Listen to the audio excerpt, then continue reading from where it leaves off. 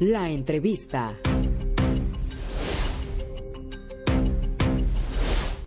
Mi querido Ricardo Valderas, periodista de Investigación en Poder, ¿cómo andas? Jesús, buenas noches. Un placer siempre estar en tu auditorio y nada, bueno, agradecido de la invitación. Oye, Ricardo, tú eres un periodista que constantemente ya has sacado investigaciones, buscas información, le rascas, como decimos en el medio, en el argot, mi querido Ricardo. Hay un desconocimiento por parte de los políticos, ahora en el caso concreto del presidente de la República, de lo que es precisamente esta línea, esta separación entre el interés público y el interés privado. Sí, de hecho, la discusión, aunque no lo parezca, es una discusión de transparencia corporativa.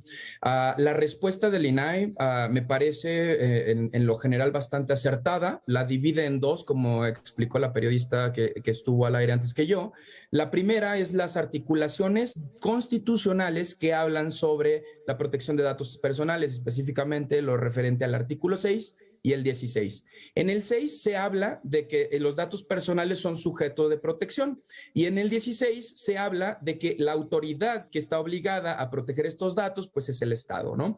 En ese sentido, el INAI responde primero por qué constitucionalmente están, digamos, desfacultados o sin posibilidad de responder, y en el 16 esto es muy importante, hacen énfasis en la protección de los datos, es decir, arrojan una serie de interpretaciones legales en donde resaltan algunos adjetivos calificativos que son de carácter jurisdiccional. ¿A qué me refiero? Licitud, finalidad, lealtad, consentimiento y proporcionalidad.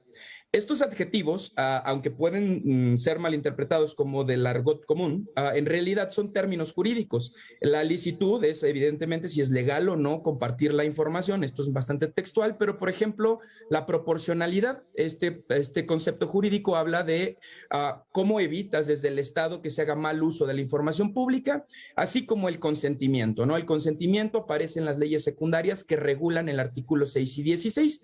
¿Qué son las leyes secundarias? Bueno, la Ley Nacional de Protección de Datos Personales, que son básicamente las reglas de operación para el Instituto Nacional de Acceso a la Información.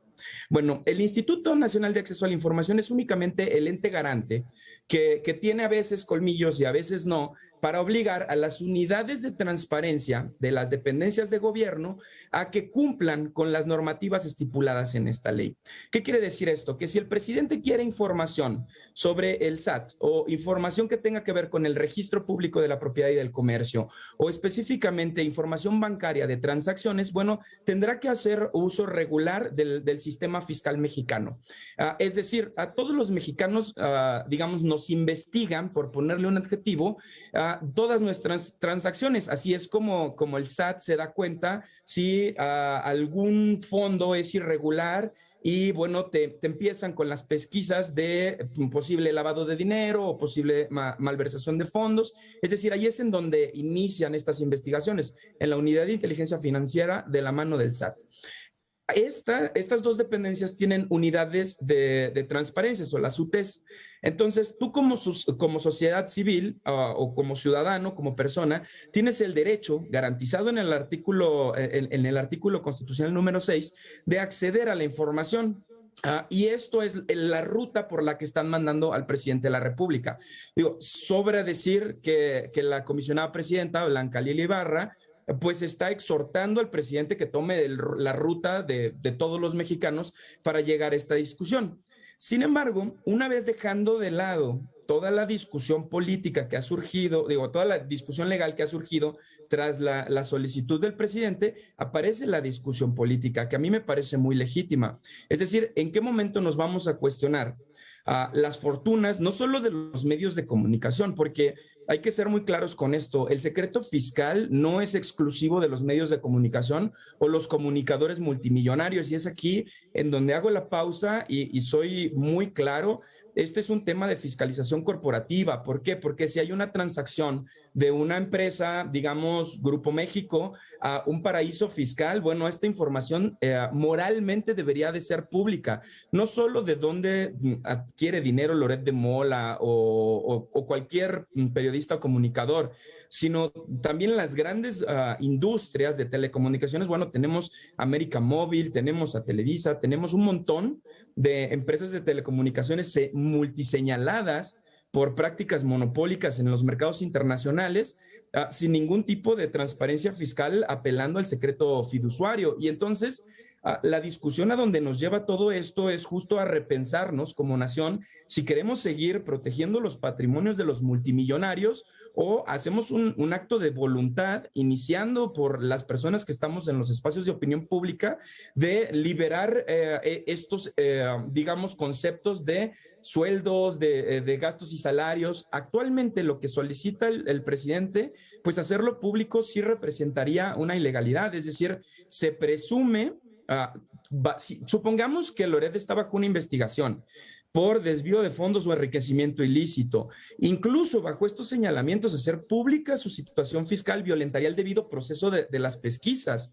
Es decir, la ruta jurídica es burocrática, es cansada, es compleja, no es transparente, pero esto es herencia de 50 años de infraestructura jurisdiccional que apela al secreto fiscal, es decir, a la protección de los multimillonarios. El problema aquí no es Loret de Mola, es que las leyes ahora mismo protegen a las fortunas, protegen cuando el dinero público se vuelve privado, el caso de los fideicomisos, por ejemplo, protegen cuando existe una situación de herencia, no hay un impuesto hacia las herencias, es decir, la estructura siempre ha sido profisco, incluso es el principal señalamiento en contra de la Suprema Corte de Justicia de la Nación, que es bastante progresista en temas sociales, pero en temas fiscales es muy conservadora. Y esto es herencia de esta estructura jurisdiccional, y Andrés Manuel López Obrador lo que hizo fue enfrentarse con una realidad que es la realidad de los periodistas, el difícil acceso a la información de los grandes sistemas corporativistas, pero insisto, esto no es un fenómeno específico de los medios de comunicación o de los comunicadores, es un fenómeno de la industria.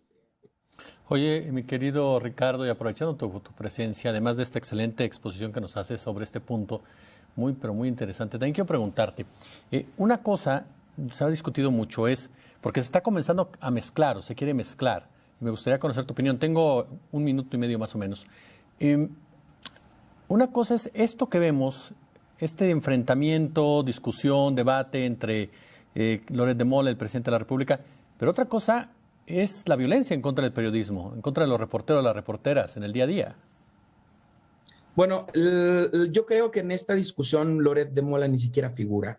Es decir, estamos hablando de un comunicador en una situación de privilegio desde donde radica, desde los lugares en donde ha proyectado su trabajo, desde que él forma parte de la estructura de los medios de comunicación corporativistas y ahora mismo solo está siendo sujeto de señalamientos, pero no podemos ponerlo en contrapolación, por ejemplo, como el caso de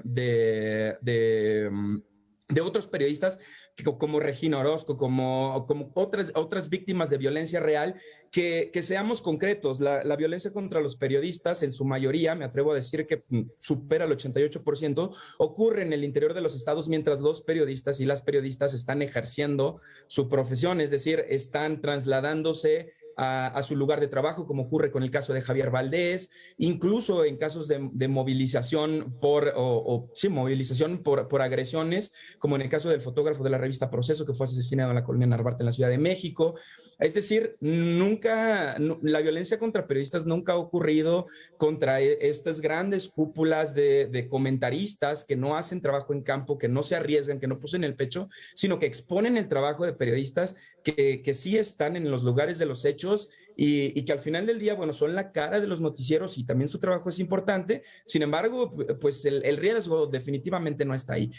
Podemos decir que puede ser inmoral subirse a la tribuna presidencial a enfrentarse con la opinión pública a otros medios de comunicación. Claro que lo podemos decir porque es un espacio de poder ejerciendo violencia contra otro poder.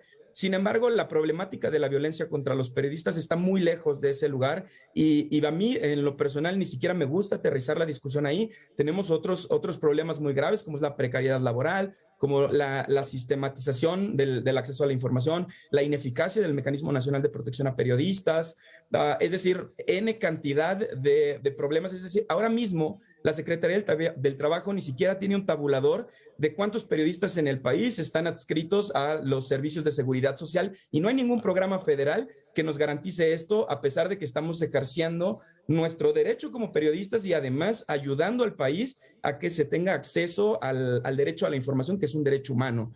Es decir, esta discusión parece mínima, ¿no?, en frente a la realidad del periodista de a pie. Mi querido y admirado Ricardo Valderas, periodista de investigación en Poder, yo como siempre te agradezco la generosidad con la octava. Jesús, bueno, siempre un gusto estar contigo y con tu auditorio. Nos vemos pronto. Nos vemos pronto. Gracias, Ricardo. Hasta luego. Pausa, regreso.